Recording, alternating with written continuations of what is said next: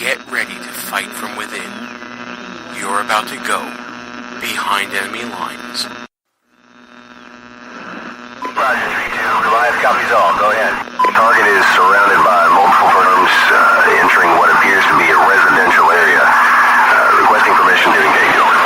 From the People's Republic of New York City, you're now going behind enemy lines with Gene Baradelli and Russ Gallo.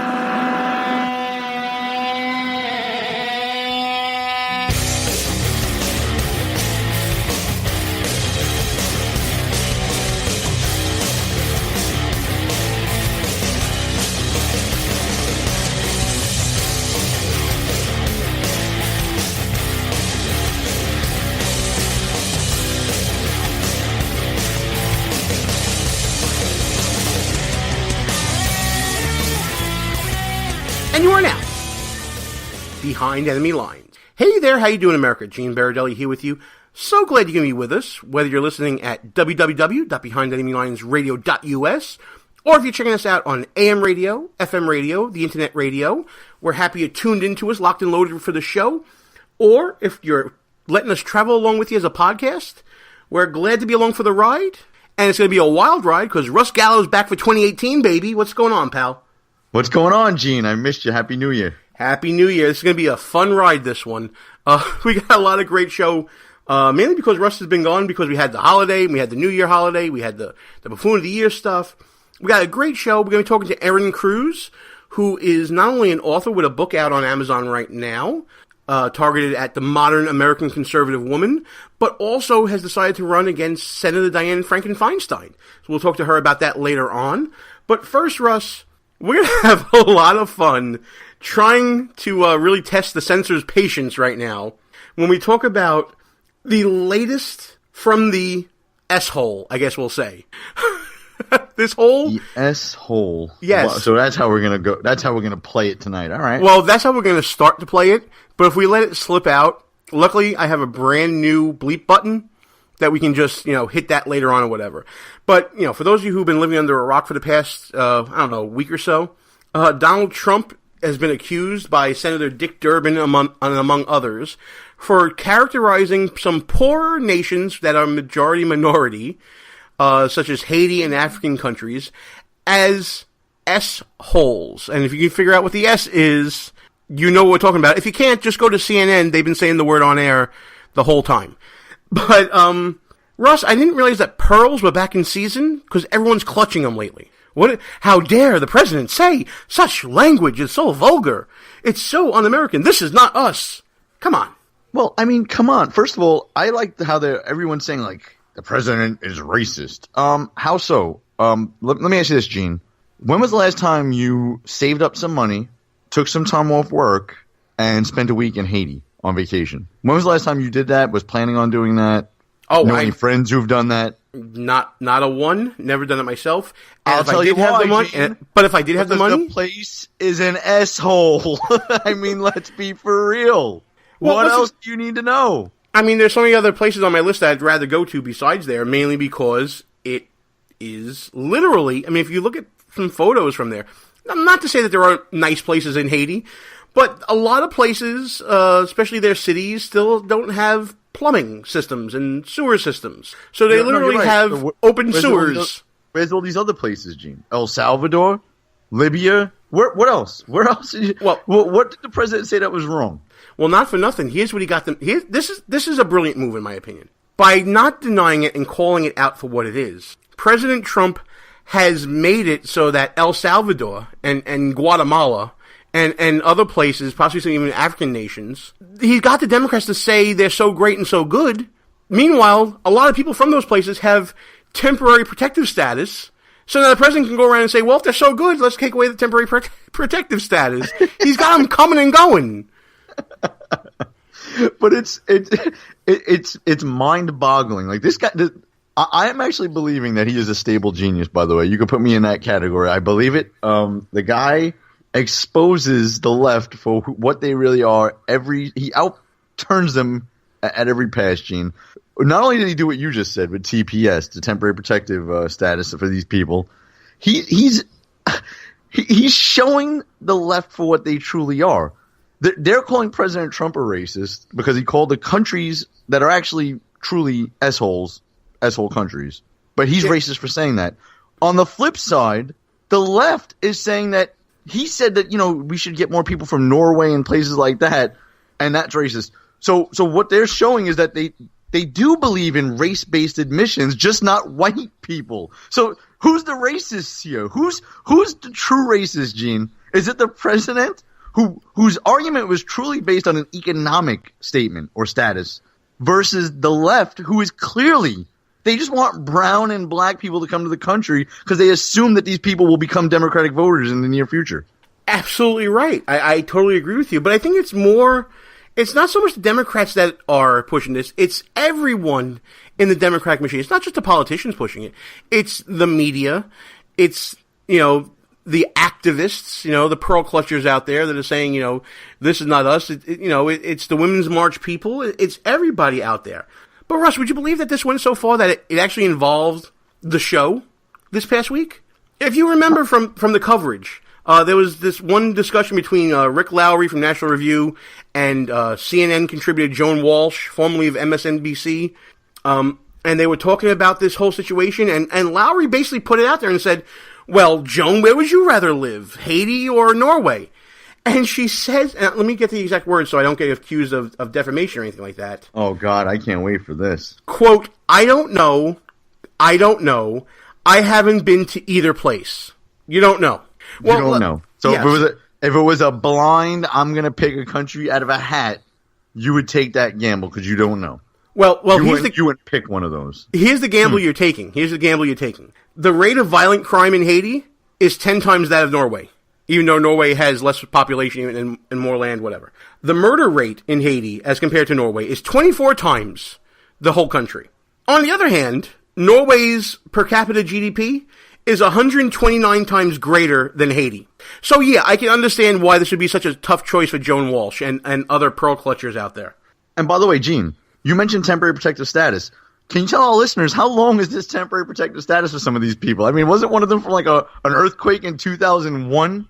For those of you guys who are just tuning in and coming back to reality, it's 2018. How many years do you get temporary status in the United States for an earthquake that damaged some buildings and whatever? So, and now the argument of the left that I'm hearing on TV is, well, now these people have families and businesses and been to school, and now they're just, they have roots in America. It's a temporary status. Do laws not mean anything anymore, Gene? Do words not mean anything anymore?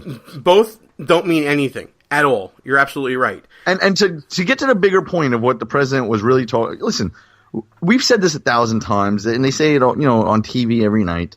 The president doesn't necessarily come across the right way as far as political correctness goes when he says things. But if you dig a little deeper, what the man is saying is 100% right. Look at the fairness angle of this. 30% of the people that come to this country right now are from Mexico. I mean, 30% of all immigrants, Gene, are from one country.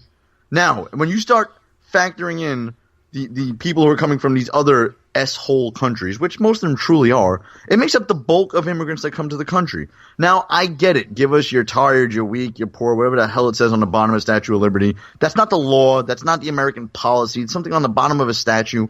I get that part of it.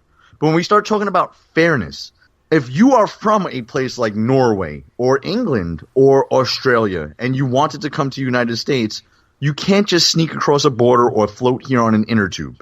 You have to come here through a port of entry, most likely an airport.